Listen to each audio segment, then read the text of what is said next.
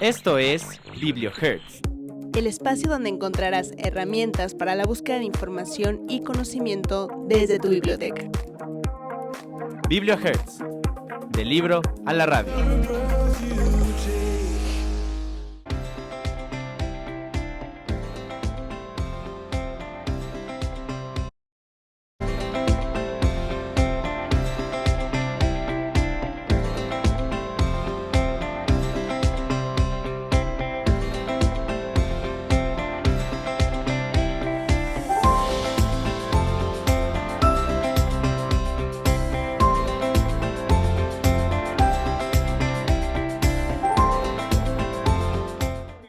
Buenas tardes, bienvenidos a un martes más de BiblioHertz, del libro a la radio. Empezamos este programa con toda la alegría y emoción de estar un martes más con todos ustedes después de un muy merecido puente, un muy merecido descanso. Recuerden que pueden escucharnos por el 1670 de AM o a través de la página de radio.anahuac.mx y por supuesto vernos en Facebook @BiblioHertzOficial.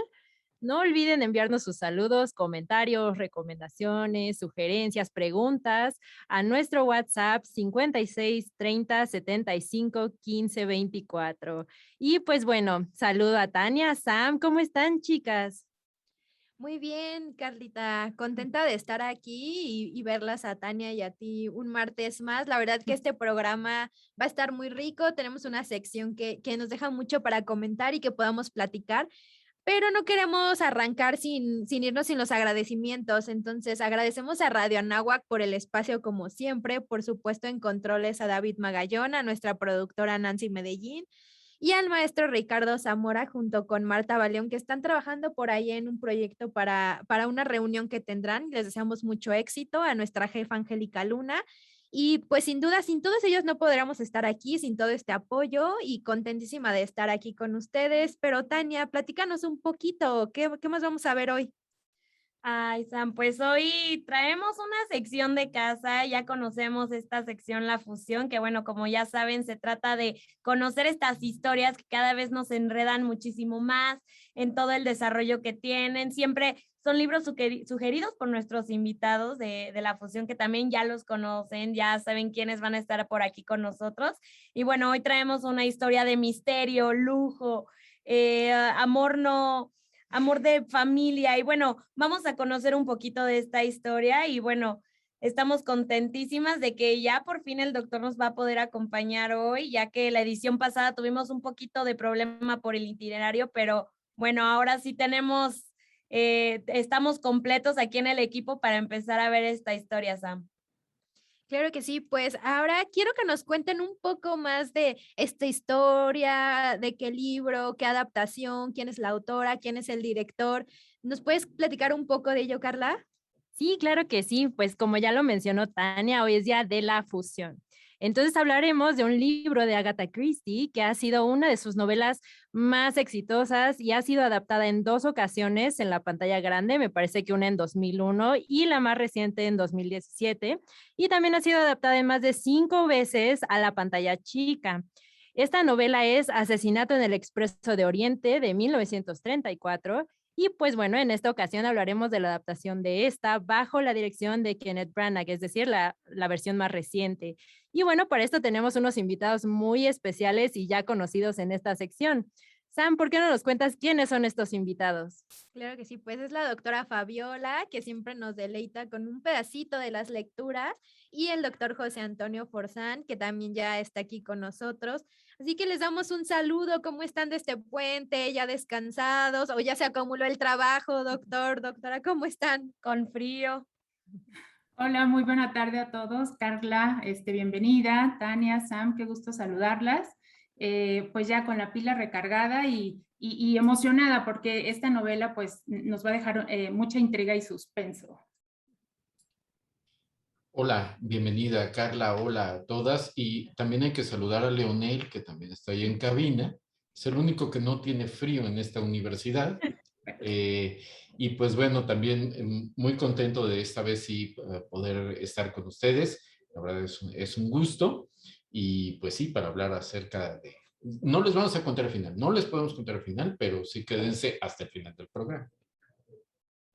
Así es, doctores. Ahora sí traemos una historia que, bueno, yo estoy inconforme, conforme, tengo muchas teorías, pero bueno, vamos a ir ahí descubriendo qué nos trae, ¿no? Nos va a dejar heladas el frío y la historia. Y bueno, qué bueno que regresan, doctores, con todas las pilas para arrancar esta sección, que estoy segura que es de sus favoritas. Y bueno, doctora, ¿por qué no nos habla un poquito de qué va esta adaptación de este maravilloso libro, un poco del entorno en que gira la trama? Claro que sí. Bueno, el título ya nos dice buena parte de la trama o en torno a qué va a girar. Es un asesinato, ¿no? Tenemos un crimen en el tren llamado el Expreso de Oriente. Y bueno, aquí vamos a ver el despliegue de habilidades y capacidades de este detective renombrado que es Hércules Poirot, ¿no? El encargado de resolver este misterio. Y pues bueno, son varios personajes que abordan un mismo tren en el que se comete este asesinato y Hércules Poirot pues tratará de investigar cuál de ellos es el asesino o si hay alguien ajeno a este tren que fue el criminal.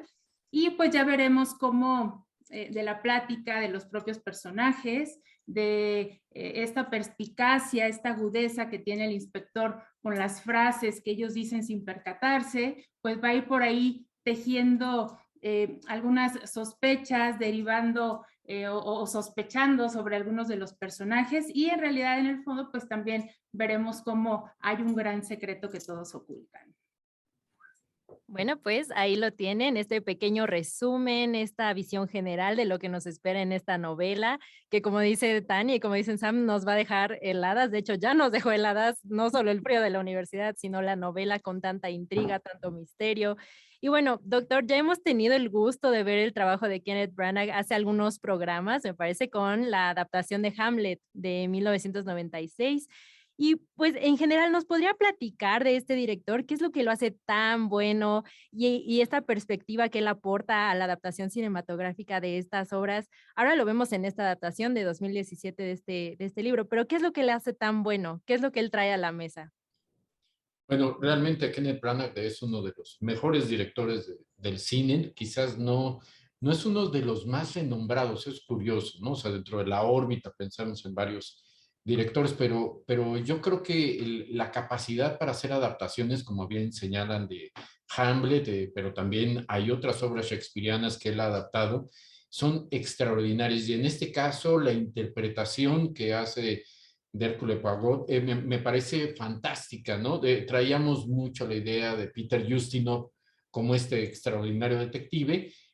Para los que conocimos un poquito antes este personaje, antes de que ustedes hubieran nacido, ¿no?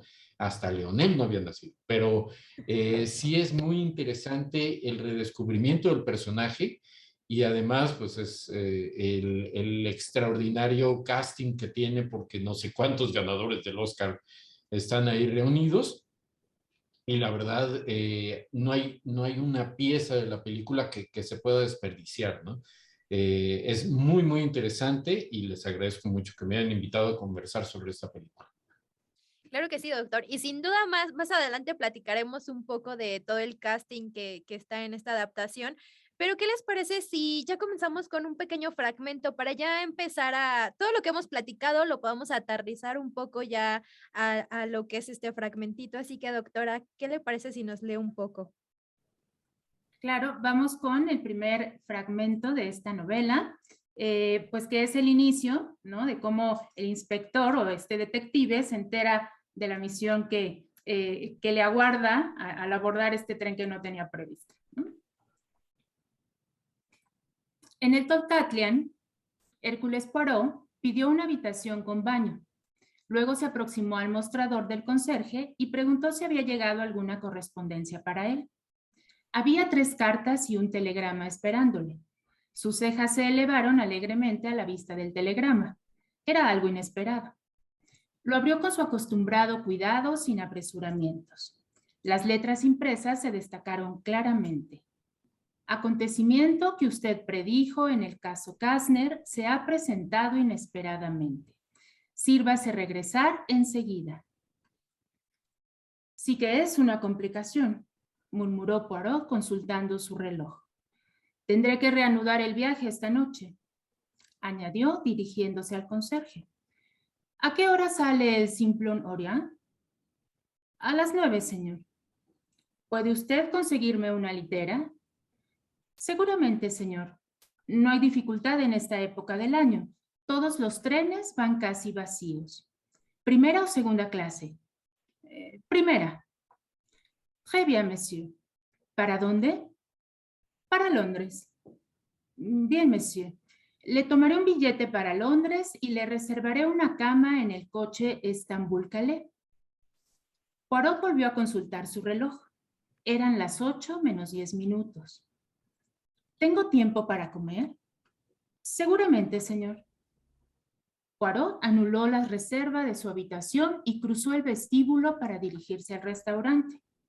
Al pedir el menú, una mano se posó sobre su hombro. «Ah, mon vieux, qué placer tan inesperado», dijo una voz a su espalda. El que hablaba era un individuo bajo, grueso, con el pelo cortado a cepillo. Le sonreía extasiado. Poirot se puso apresuradamente en pie. «Monsieur Buck, Monsieur Poirot». Monsieur Buck era un belga, director de la Compañía Internacional de Wagonlit, y su amistad con el que fuera astro de las fuerzas de la policía belga databa de muchos años atrás. «Le encuentro a usted muy lejos de casa, mon cher», dijo Monsieur Buck. «Un pequeño asunto en Siria». «Ah, ¿y cuándo regresa usted?» «Esta noche». «Espléndido, yo también. Es decir, voy hasta Lausana, donde tengo unos asuntos. Supongo que viajará usted en el Simplon Orient». «Sí, acabo de mandar reservar una litera. Mi intención era quedarme aquí algunos días, pero he recibido un telegrama que me llama a Inglaterra para un asunto importante». «Ah», suspiró Monsieur Buck, «laissez faire, laissez faire. Pero usted está ahora en la cumbre, mon Dieu». «Quizá he tenido algunos pequeños éxitos». Hércules Poirot trató de aparentar modestia, pero fracasó rotundamente. Buck se echó a reír. «Nos veremos más tarde», dijo. Poirot se dedicó a la ímproba tarea de mantener los bigotes fuera de la sopa. Ejecutada aquella difícil operación, miró a su alrededor mientras esperaba el segundo plato. Había solamente media docena de personas en el restaurante y de la media docena, solo 2 personas interesaban al detective Hércules Poirot. Estas 2 personas estaban sentadas a una mesa no muy lejana. El más joven era un caballero de unos 30 años, de aspecto simpático, claramente un norteamericano. Fue, sin embargo, su compañero quien más atrajo la atención del detective. Era un hombre entre 60 y 70 años. A primera vista tenía el bondadoso aspecto de un filántropo. Su cabeza ligeramente calva, su despejada frente, la sonriente boca que dejaba ver la blancura de unos dientes postizos, todo parecía hablar de una bondadosa personalidad. Solo los ojos contradecían esta impresión. Eran pequeños, hundidos y astutos. Y no solamente eso. Cuando el individuo, al hacer cierta observación a su compañero, miró hacia el otro lado del comedor, su mirada se detuvo sobre Poirot un momento.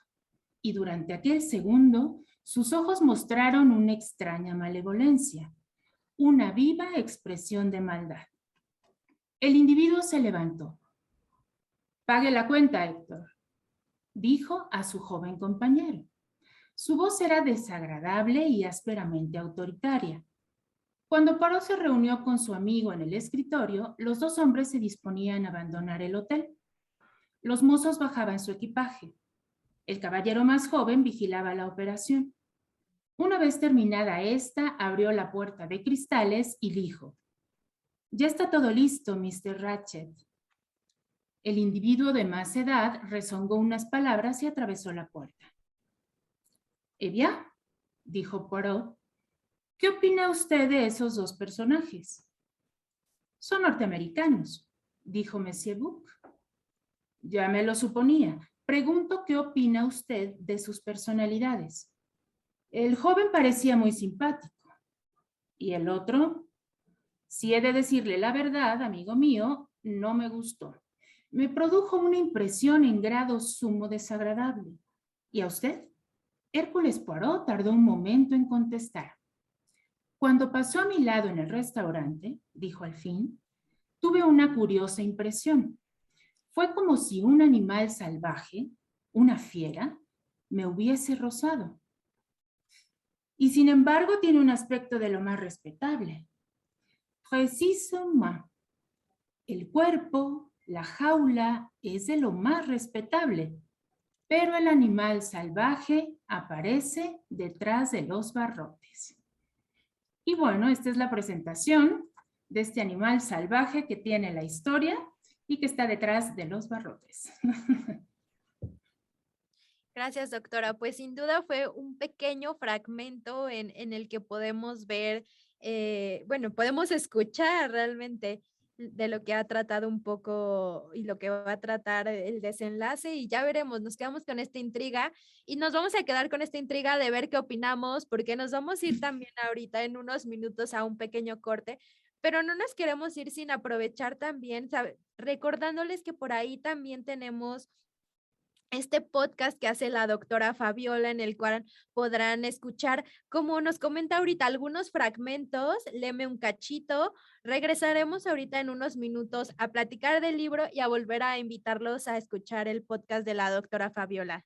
Y bueno, me parece que hemos regresado a la radio. Nada más para terminar, pues les recordamos esta invitación a que participen en la campaña de donación de libros y pues bueno, adelante, nos habíamos quedado con un pequeño fragmento que nos leyó la doctora Fabiola y pues bueno, chicas, ¿qué tenemos para comentar de este excelente fragmento que bueno, para mí es excelente, tiene una buena dinámica en cuanto a la introducción de personajes, ya nos está poniendo el tono del resto de la novela, ya nos está intrigando con los personajes, nos está dando a entender que algo va a pasar. De por sí el título ya es bastante sugerente, pero aquí con los personajes, con cómo se están empezando a desarrollar estas personalidades, pues vemos que algo más nos espera, que algo intrigante, que algo misterioso va a suceder. Chicas, ¿ustedes qué opinan?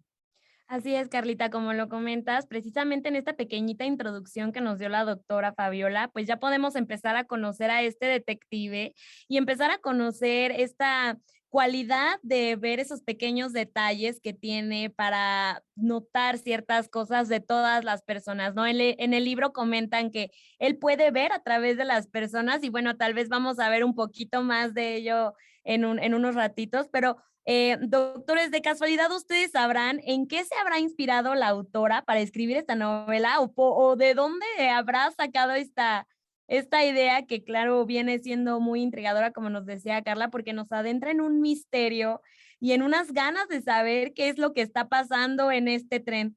Entonces, doctora, ¿usted tendrá alguna idea o usted, doctor, también, de dónde podrá haber sacado esta idea la autora?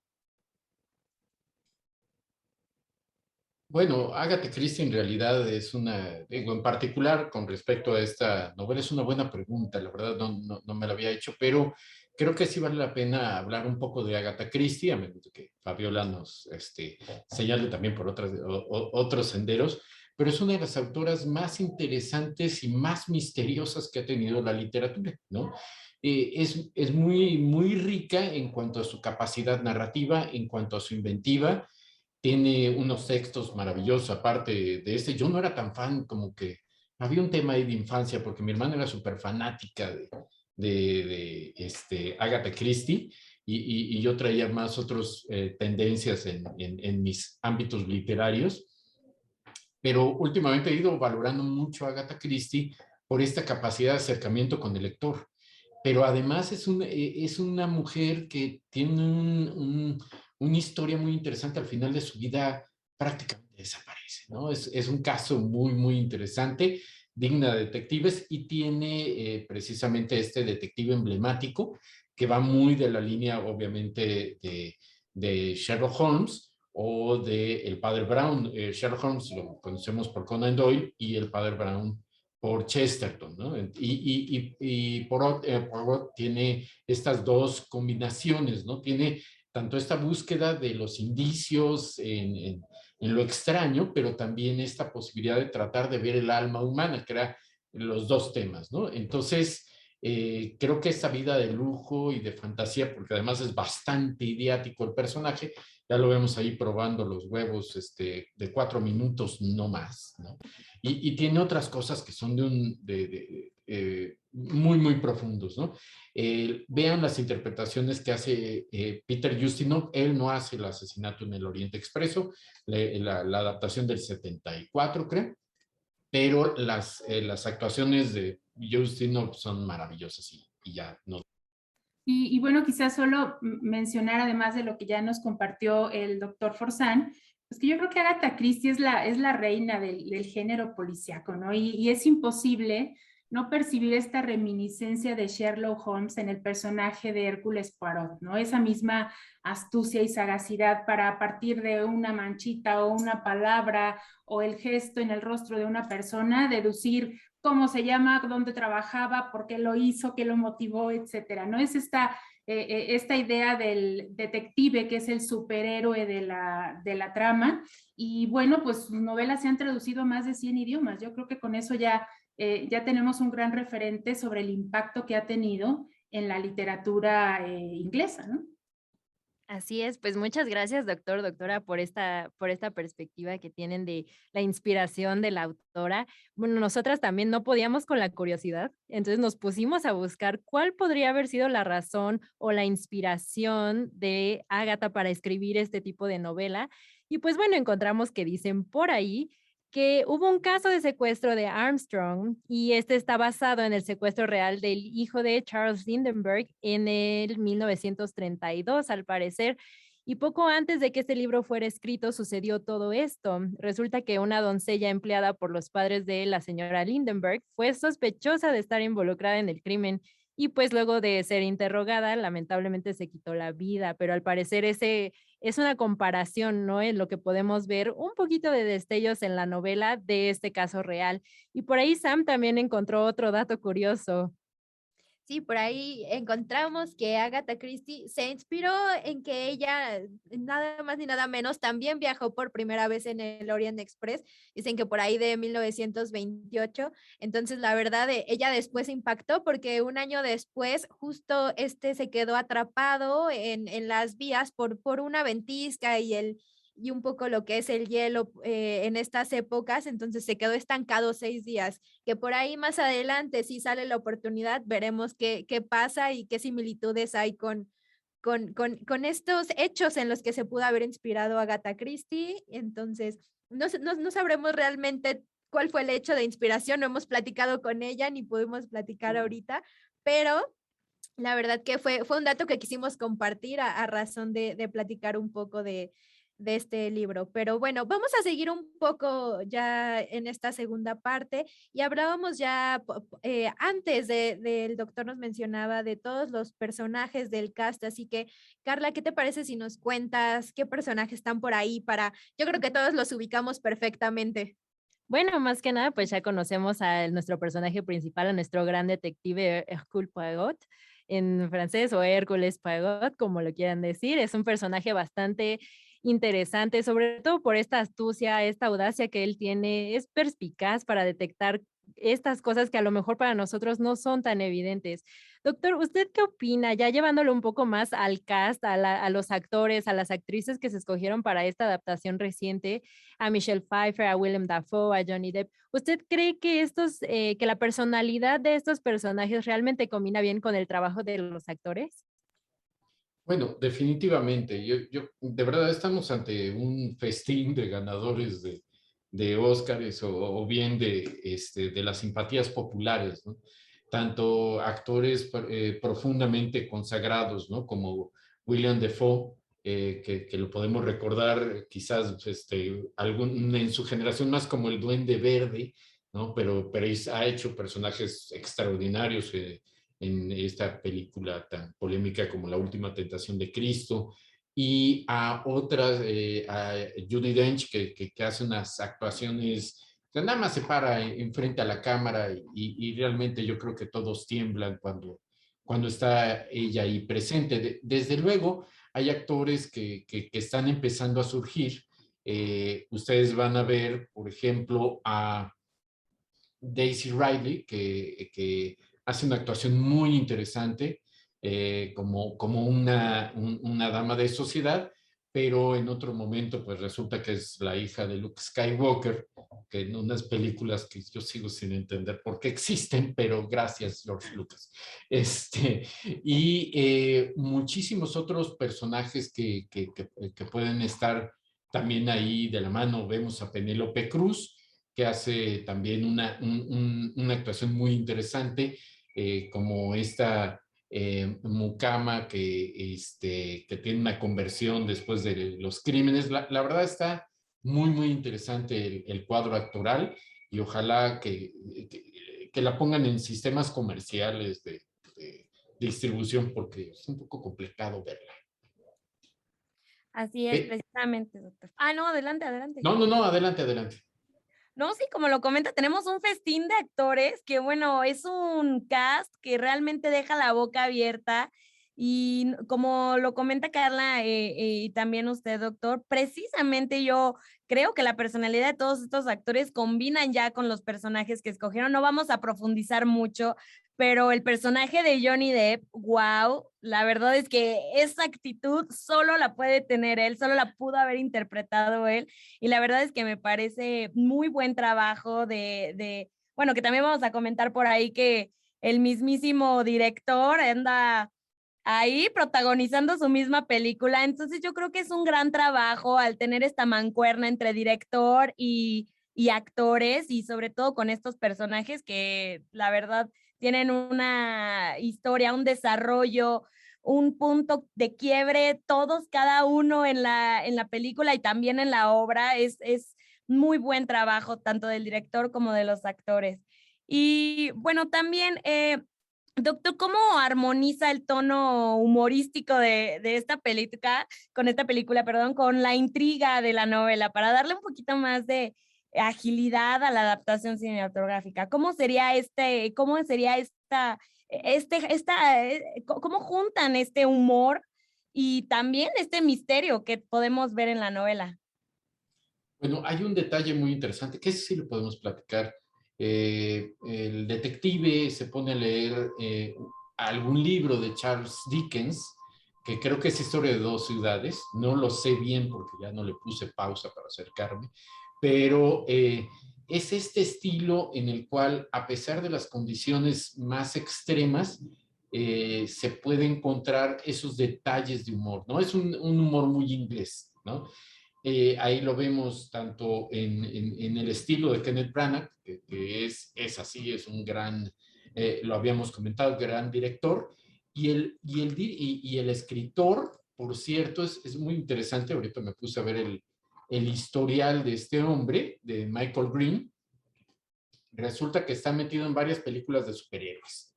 Entonces, resulta que sí hay una transformación del detective. Peter Ustinov era el referente anterior, era muy gordito, ¿no? Entonces, realmente hacer lo que de repente vemos en las escenas, que no voy a decir, pues sí tuvo que haber una transformación de este personaje, ¿no?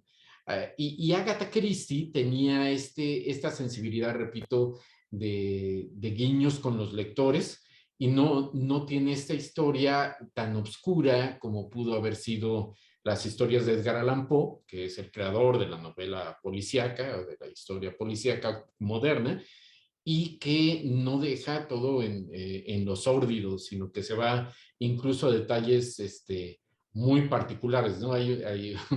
Vean ustedes desde la primera escena, que es en el Muro de los Lamentos, cómo se logra descubrir al criminal y cómo lo atrapan, y no pienso decir más porque sí quiero que vean la película.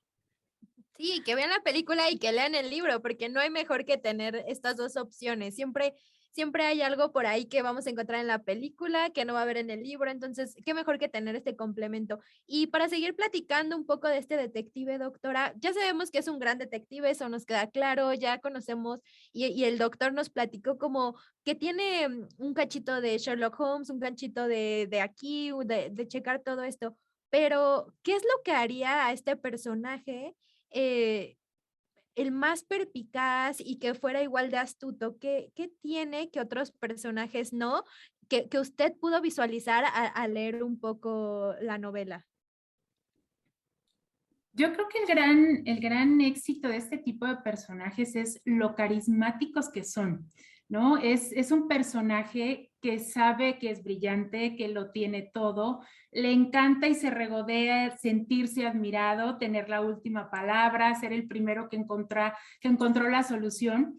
Si recuerdan durante la trama, ¿no? Monsieur Book y también el doctor Constantine, digamos que lo van acompañando en el proceso de develar el misterio de quién es este asesino y les da por su lado, ¿no? Los deja opinar, los deja que lancen sus hipótesis, que lancen preguntas, los involucra, de pronto él mismo les hace una pregunta y ustedes qué piensan de esto y de aquello, y por supuesto ninguno de los dos está a la altura del inspector. Entonces para mí es el carisma de este tipo de personajes lo que lo hace brillantes, ¿no? Además de su gran capacidad detectivesca para resolver estos misterios y se vuelven por tanto personajes entrañables. Lo vemos también con Sherlock Holmes, ¿no?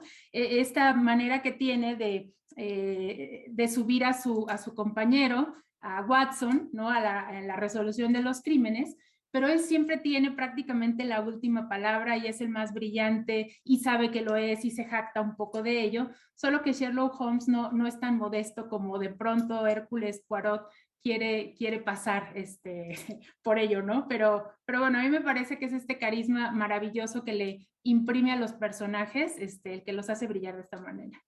Así es, doctora. Y pues bueno, antes de irnos a nuestro corte, todavía nos alcanza un poco para leer otro fragmentito del libro. ¿Qué le parece si vamos adelante con ello? Claro que sí. Y aquí es donde llaman a Hércules para que les ayude a desvelar este misterio. La mañana iba avanzando. Algunas personas, Poirot entre ellas, permanecieron en el coche comedor. Por el momento se pasaba mejor el tiempo haciendo vida en común. Mistress Hubbard volvió a extenderse en largas divagaciones sobre su hija y sobre la vida y costumbres de su difunto marido, desde que se levantaba por la mañana y desayunaba cereales, hasta que se acostaba por las noches, puesto los calcetines que la misma Mistress Hubbard confeccionaba para él.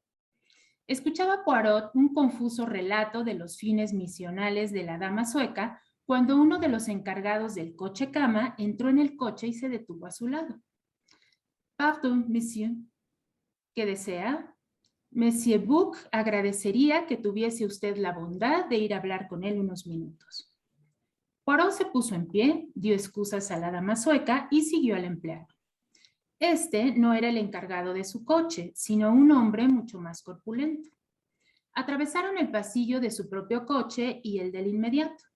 El empleado llamó a una puerta y se apartó para dejar pasar a Poirot. El compartimento no era el de Monsieur Book, era uno de segunda clase, elegido presumiblemente a causa de su mayor tamaño. Daba la impresión de estar lleno de gente. Monsieur Book estaba sentado en uno de los asientos del fondo. Frente a él, junto a la ventanilla, un individuo bajo y moreno contemplaba la nieve a través de los cristales. De pie y como impidiendo el paso a Poirot, estaba un hombre de uniforme azul, el jefe del tren, y a su lado el encargado del coche cama. «Ah, mi buen amigo», exclamó Monsieur Book. «Entre, tenemos necesidad de usted». El individuo de la ventanilla se corrió un poco en el asiento y Monsieur Poirot pasó por entre los dos empleados y se sentó frente a su amigo. La expresión del rostro de Monsieur Book le dio, como él habría dicho, mucho que pensar. Era evidente que había ocurrido algo inusitado. Creo que tenemos que hacer una pausa ahora. Así es. Y volvemos.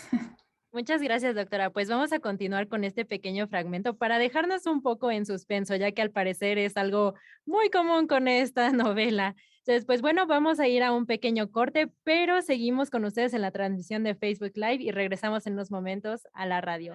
Pues bueno, ya estamos de regreso en este último bloque de nuestro programa. Hemos vuelto de nuestro pequeño corte y pues estábamos en la lectura del segundo fragmento de esta novela. Entonces, doctora, por favor, si puede continuar. Ah, mi buen amigo, exclamó Monsieur Buck. Entre, tenemos necesidad de usted. El individuo de la ventanilla se corrió un poco en el asiento y Monsieur Poirot pasó por entre los dos empleados y se sentó frente a su amigo. La expresión del rostro de Monsieur Buck le dio, como él habría dicho, mucho que pensar. Era evidente que había ocurrido algo inusitado. ¿De qué se trata?, preguntó. Cosas muy graves, amigo mío. Primero esta nieve, esta detención y ahora... Hizo una pausa y de la garganta del encargado del coche cama salió una especie de gemido ahogado. ¿Y ahora qué? Y ahora un caballero aparece muerto en su cama, cosido a puñaladas. Monsieur Buck hablaba con una especie de resignada desesperación. ¿Un viajero? ¿Qué viajero? Un norteamericano, un individuo llamado... Consultó unas notas que tenía delante de él. Ratchet, ¿no es eso? Sí, señor, contestó el empleado del coche cama con tranquilidad. Poirot le miró. Estaba tan pálido como el yeso. Mejor será que mande usted sentar a ese hombre, dijo a su amigo. Está a punto de desmayarse. El jefe del tren se apartó ligeramente y el empleado se dejó caer en el asiento y hundió la cabeza entre las manos. Bonita situación, comentó Poirot. Y tan bonita. Para empezar, un asesinato, que ya de por sí es una calamidad de primera clase. Y luego esta parada, que quizá nos retenga aquí horas. ¿Qué digo horas? Días. Otra circunstancia. Al pasar por la mayoría de los países tenemos la policía del país en el tren, pero en Yugoslavia no. ¿Comprende usted? Sí que es una situación difícil, convino Poirot. Y aún de empeorar, y aún puede empeorar. El doctor Constantin, me olvidaba, no se lo he presentado a usted, el doctor Constantin, Monsieur Poirot. El hombrecillo moreno se inclinó y Poirot correspondió a la reverencia. El doctor Constantin opina que la muerte ocurrió hacia la 1 de la madrugada. Es difícil puntualizar en estos casos, aclaró el doctor. Pero creo poder decir concretamente que la muerte ocurrió entre la medianoche y las 2 de la madrugada. ¿Cuándo fue visto Mr. Ratchet por última vez?, preguntó Poirot. Se sabe que estaba vivo a la 1:20, cuando habló con el encargado, contestó Monsieur Buck. Es cierto, dijo Poirot. Yo mismo oí lo que ocurría. ¿Eso es lo último que se sabe? Poirot se volvió hacia el doctor, quien continuó. La ventana del compartimento de Mr. Ratchet fue encontrada abierta de par en par, lo que induce a suponer que el asesino escapó por allí. Pero en mi opinión, esa ventana abierta no es más que una pantalla. El que salió por allí tenía que haber dejado huellas bien nítidas en la nieve, y no hay ninguna. ¿Cuándo fue descubierto el crimen?, preguntó Poirot. Michel. El encargado del coche cama se puso de pie. Estaba todavía pálido y asustado. Dígale a este caballero lo que ocurrió exactamente, ordenó Monsieur Buck. El criado de Mr. Ratchet llamó repetidas veces a la puerta esta mañana. No hubo contestación. Luego, hará una media hora, llegó el camarero del coche comedor. Quería saber si el señor quería desayunar. Le abrí la puerta con mi llave. Pero hay una cadena también y estaba echada. Dentro nadie contestó y estaba todo en silencio y muy frío, con la ventana abierta y la nieve cayendo dentro. Fui a buscar al jefe del tren. Rompimos la cadena y entramos. El caballero estaba... Ah, c'était terrible. Volvió a hundir el rostro entre las manos. La puerta estaba cerrada y encadenada por dentro, repitió pensativo Poirot. No será un suicidio, ¿ah? El doctor griego rió de un modo sardónico. Un hombre que se suicida puede apuñalarse en 10, 12 o 15 sitios diferentes. preguntó. Poirot abrió los ojos. Y bueno, ahí está el crimen. Así es, doctora, ya lo tenemos un poquito ya más explicado lo que pasó, ¿no? Este asesinato que toma lugar en el tren. Y bueno, también a lo mejor no lo pudimos ver tanto en el fragmento que nos comparte, pero hay muchas pistas que se van dejando en esta escena del crimen, que bueno, ya veremos si son pistas verdaderas, si no lo son, eso ya lo tendrán que descubrir ustedes leyendo el libro, viendo la película, pero ¿qué importancia hay de estas pistas? ¿No? Hay que prestarle mucha atención a alguna que otra, o será que solamente nos quieren captar y llamar la atención por esas pistas, serán un gancho.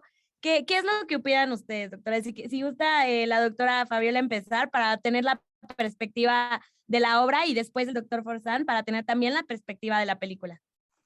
Bueno, efectivamente hay diferentes pistas, hay por ahí un limpiapipas, hay un pañuelo, la propia daga con la que apuñalaron al asesino, de pronto hablan sobre una mujer con un kimono rojo, resulta que el empleado del coche cama, había alguien además del que ya conocían los que se estaban los que dormían ahí.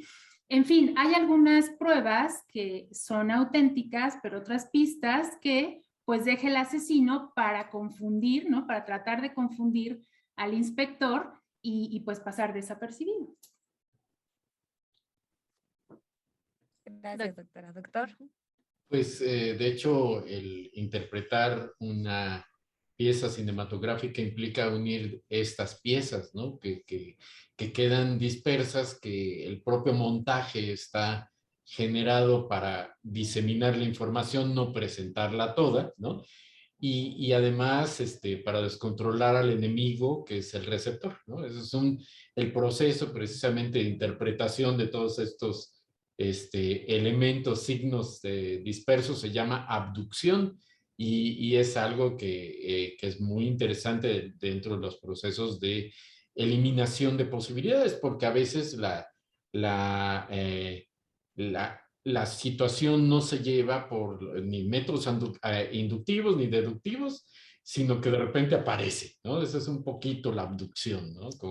Como la ha denominado Charles Sanders Peirce. Pero en este caso, en el cine, pues hay que estar muy atentos y hay que empezar a ver, bueno, cuáles podrían ser estos elementos, porque no nos lo muestra todo. La literatura, por supuesto, todavía es más complicada porque no podemos ver, por ejemplo, la altura de la persona del kimono rojo, y no diré más, ¿no?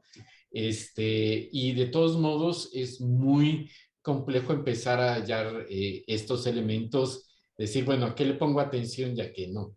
Realmente lo que tiene que hacer el guionista de misterio, ya sea para el libro o para la película, es mostrar algo, pero no todo, ¿no? Es darle algunas pistas para que, sobre todo en algún momento, nosotros podamos jugarle a ser un detective, ¿no? Y luego enojarnos y luego decir, no, sí, siempre lo había pensado y es esto. Pero bueno, para eso están los grandes novelistas de misterio, que bueno, que no estamos todavía contando el final, por favor, así mantengámonos. Así es, doctor. Pues como usted lo dice, es tener esta astucia hasta como lector o como espectador de la adaptación cinematográfica, de saber discernir entre lo que puede ser una pista y lo que puede que nada más esté ahí por mera casualidad o incluso hasta para despistarnos, ¿no? Pero también hablando un poco más de el contexto en el cual se desarrolla la novela y claramente la adaptación cinematográfica, ¿cuál sería el propósito de que la trama siga solo en el tren? Bueno, probablemente sea para que no se nos mueva tanto la historia, pero ¿ustedes qué consideran, doctor, doctora? ¿Por qué tenemos que tener esta trama solamente en el tren? ¿Por qué es conveniente que se descarrile por la nieve este tren o por qué esté ahí estancado, podríamos decir, atascado. Ya sabemos que Agatha se inspiró, ¿no? Por una situación similar que ella tuvo, pero ¿por qué sería conveniente que así se desarrolle esta novela? Bueno, a mí me parece que no hay crimen perfecto, ¿no? Entonces, el hecho de que el tren se quede atorado por esta tormenta de nieve que suele ocurrir, pero vaya, no pueden determinar si ese día va a pasar, pues le agrega el efecto sorpresa al asesino, ¿no? El asesino ya tenía un plan perfectamente premeditado y el hecho de que caiga la nieve, pues viene a romper esos planes y entonces tienen que improvisar ahí ciertas cosas y por eso el tema de algunas de las pistas, ¿no? Que ya no resultaron como lo esperaba el criminal y demás. Y me parece muy interesante encapsular la escena del crimen, ¿no? Como blindarla, aislarla, porque eso también le da otro elemento para poder hacer esta trama y esta búsqueda del asesino mucho más interesante, ¿no? Justo estaba el tema. Bueno, pero y el asesino, aunque está la ventana abierta, ya lo dijo por ahí el doctor, pues no pudo haber salido porque habría huellas ahí afuera. Entonces, ¿qué puede estar pasando? Y eso nos lleva irremediablemente a buscar al asesino, pues dentro de este vagón de tren y creo que es para darle una atmósfera de mayor misterio, ¿no? O al menos a mí así me lo parece. Sí. Sí, de acuerdo. Y hay una técnica, todo esto se resume en una técnica de Chesterton que él le dominaba el cuarto amarillo, el peligro amarillo, ¿no? Es decir, no nos salgamos, no nos derivemos en otras cosas, concentrémonos en estas condiciones claustrofóbicas, ¿no? Para poder, dentro de un mismo espacio, las novelas de Agatha Christie son pequeñitas, son muy legibles en ese sentido, para que el lector se pueda sentir más involucrado. Y además, pues con esto se genera en la película, ustedes verán pues las condiciones de riesgo que representa estar atrapado en un tren, ¿no? Que pues yo nunca he viajado en un tren más allá del metro, que de todos modos tiene estas condiciones claustrofóbicas, o sea, uno nunca sabe qué es lo que puede suceder en un espacio cerrado y además con algún peligroso criminal al acecho, ¿no? Que también va a dar motivos interesantes para no confiar en nadie.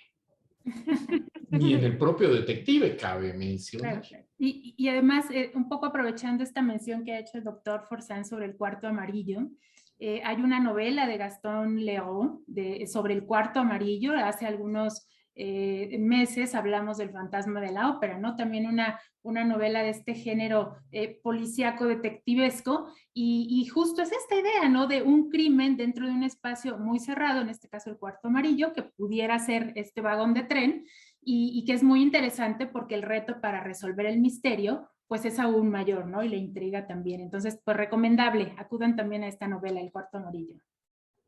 Muchas gracias por la recomendación, doctora. Y bueno, como lo comenta el doctor Forzán, vamos a tener este asesinato en Metro Tacuba, ¿no? Express. Entonces, por ahí lo vamos a ver si a alguien algún radioescucha se le ocurre escribir esa novela. Pero bueno, ya tenemos estos 3 últimos minutitos, doctora, ya muy poquito. ¿Por qué no vamos con el último fragmento para ya terminar de saber en qué desarrolla esta historia? Claro que sí, algunos puntos sugestivos de la trama. Pasó un cuarto de hora antes de que ninguno de ellos hablase. Monsieur Buck y el doctor Constantin empezaron por tratar de obedecer las instrucciones de Poirot y se habían esforzado por ver, a través de la masa de detalles contradictorios, una solución clara y terminante. Los pensamientos de Monsieur Buck discurrieron de esta suerte. No tengo más remedio que pensar, pero el caso es que creí tenerlo ya todo pensado. Poirot evidentemente opina que la muchacha inglesa está complicada en el asunto. Yo no puedo por menos que creer que eso es en extremo improbable. Los ingleses son extremadamente fríos, pero ahora no se trata de eso. Parece ser que el italiano no pudo hacerlo. Es una lástima. Supongo que el criado inglés no mintió cuando dijo que el otro no abandonó el compartimento. ¿Y por qué iba a mentir? No es fácil sobornar a los ingleses. ¿Son tan insobornables? Todo este asunto ha sido desagraciadísimo. No sé cuándo vamos a salir de él. Todavía queda mucho por hacer. ¿Son tan indolentes en estos países? Pasan horas antes de que a alguien se le ocurra hacer algo.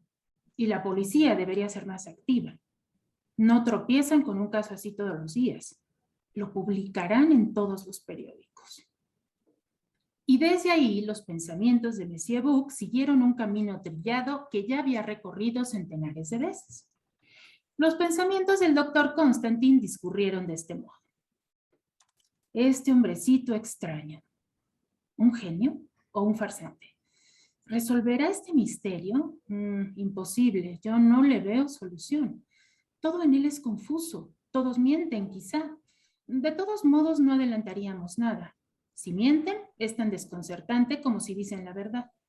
Las heridas son muy extrañas. No puedo comprenderlo. Sería más fácil si le hubiesen matado a tiros. Después de todo, la palabra pistolero tiene que significar que se dispara con una pistola. Curioso país, Estados Unidos. Me gustaría ir allá. ¿Es tan avanzado? Cuando vuelva a casa tengo que hablar con Demetrius Agone. Ha estado allí y tiene ideas muy modernas. ¿Qué estará haciendo Cia en este momento? Si mi esposa llegase a enterarse. Y bueno, vemos aquí cómo los personajes están un poco discurriendo sobre el caso que Poirot les pidió pensar y cómo cada uno pues va entre cavilando con el caso y después pensando en otros aspectos personales y demás, para que al final de la conversación pues sea Poirot el que nuevamente lee cuál puede ser la hipótesis o la solución para este caso que tiene entre manos. Gracias, doctora, doctor. Ahora sí que nos quedamos sin tiempo. Hoy necesitábamos 2 horas para poder seguir platicando, pero la verdad que ha sido un gusto estar con ustedes otro martes. Ya estamos ansiosas del próximo libro y la próxima adaptación que tendremos y esperemos que a la próxima podamos comentar un poquito más porque la verdad se nos pasó muy rápido el tiempo, pero agradecemos a todos los que nos escucharon, a todos los que están en la explanada y nos están escuchando en el 1670 de AM, a los que nos están viendo en el Facebook. Recuerden que tenemos una cita el próximo martes y hablaremos un poco de un tema diferente de diseño, marketing y trataremos las bases de datos que tenemos en la biblioteca. Les agradezco a Tania y a Carla por estar conmigo hoy en la conducción y saludos a todos.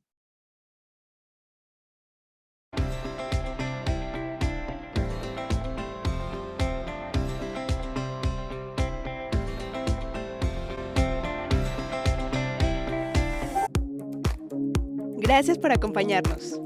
Esto fue BiblioHertz, Te esperamos la próxima semana para llevarte del libro a la radio. Every breath you take